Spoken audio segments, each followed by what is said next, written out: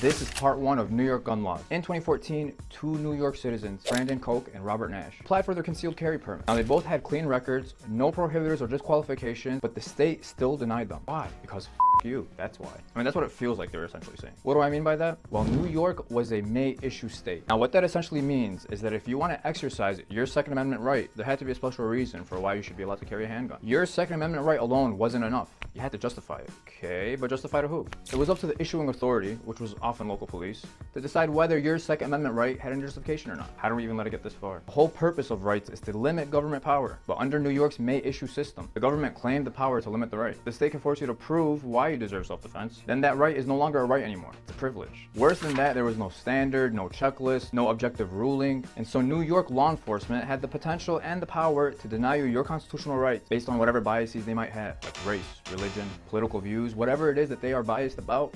They have the power to deny you through it. Now, we all know that New York is overwhelmingly Democratic, and Democratic politicians are always talking about how we need to fight systemic racism. We need to fight systemic discrimination. We need to fight systems that leave people at a disadvantage. Bro, you guys are the ones doing it. The irony is pretty insane. But let's digress. What did Nash and Koch do as a result of their denial? Challenge the system through a lawsuit. Their fight for their rights climbed through the courts for years, until 2021, when the Supreme Court agreed to hear them. And fast forward to June of 2022, it was a 6-3 ruling that reshaped how America interprets the Second Amendment forever.